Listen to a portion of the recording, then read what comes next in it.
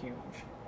And they are just hypodermic needles. You can see the small opening right there, just a little sliver, and then that tube connects back.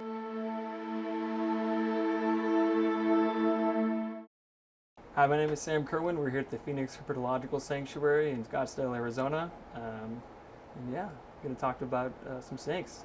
What snake is that? This is a water moccasin, so pretty common to the southeast United States. And the reason I'm using 2 hooks is because they're so short. It's hard to tail an animal that is just so short, and these guys are a little more on the feisty side. They're a little more shoot first, ask questions later. And they're very heavy bodied. So normally with a snake this long, I would use 1 hook, but because I want to support their body weight and not use my hand on their heads, they're just a little more skittish. Come on.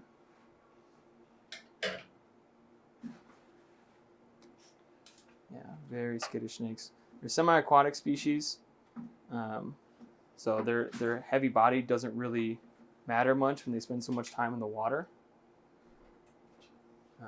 And their Latin name is piscivorous, which just tells you that they are a fish eater.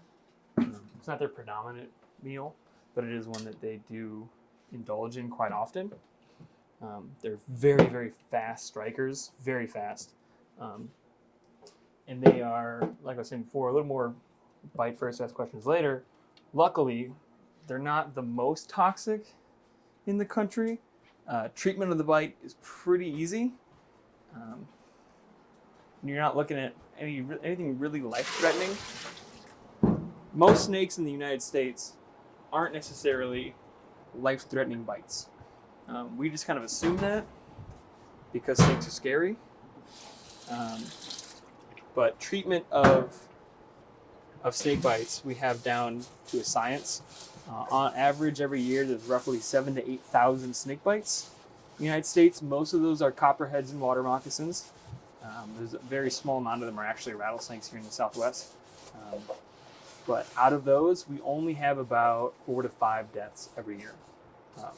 And most of those are complications. Someone didn't go to the hospital, elderly, outside, hiking, you're trapped somewhere, very, very improper treatment. You kind of have to try to mess up a snake bite treatment because it's just treat with antivenom until symptoms stop progressing. That's kind of the formula, a very, very watered down version of the formula. Every other animal in captivity on the planet needs to be worked with in order to be cared for, and it's crazy to me how many people don't realize that, because they are so kind of ingrained in that mindset that these animals are, they're just out to kill people, right? They're just out to be a menace. And like I said before, these guys are skittish, and that's a lot of venom on the glass he just left. That's kind of cool. So this one's a little more, this one's a bigger one. And this one, definitely show off a little bit. Should probably get the lid. My battery's about to die, just so you're right. Okay, yeah, just let me know if you're going to cut it off at a good point. Yeah. This one loves to bite hooks. That is a big one. Yeah. You can see how short they are, how heavy-bodied this animal is. Trying to use my hand on that tail for how much he likes to strike. And there's that tail I was talking about. Animal that shares territory with a rattlesnake, using that tail to kind of mimic him. So vipers, just like a lot of sharks and crocodiles, they have these huge teeth, and they're the primary reason why they're able to actually kill their prey. And so they'll shed their fangs all the time. They'll go through a pair every month, every 2 months maybe. And so right here we see actually the fangs got embedded in the prey. So there's one, and the other one might be Could be the only two. Yeah, sometimes we find more. So there's 2 fangs that came out of that snake. That when he struck a rat or the last mouse he ate, he must have ingested the fangs, and they came out. And That's so wild. they're just hypodermic needles, essentially. And we actually have a collection board of them over here, a different species that we like to put up. So this is our cork board. And so these are all different Latin names of genuses. So this is an Agkistrodon, so I'm going to put him down here. But these are the Lachesis. This is the Bushmasters that I had out before. So you can see that these fangs are just huge. And they are just hypodermic needles. You can see the small opening right there, just a little sliver, and then that tube connects back into the gland on the side of the cheek, which gives them that big head. Down back. Some of the biggest fangs in the world are from this genus, Vitis.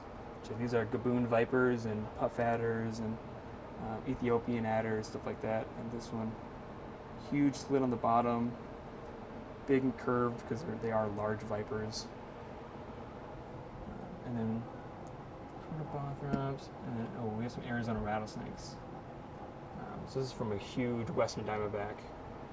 So there's a little curvature at the tip actually for these ones, and so the fang shape is also different among species. Some of them are almost straight, some of them are super curved, and some of them have this little like recurve on the end. Because when you think about it, like this fang is often curled back in the jaw, and then it's on a kinetic maxilla, so it's on like a basically spring-loaded. And as soon as they open up that jaw, it comes out, hits right here at the 90 degrees, scoops in, and then injects, and then they're able to pull it out as it's being sprung back into the mouth. So it's a crazy little adaptation that they have that has made them some of the most effective predators in the world. That's So, yeah, awesome. A couple more on there.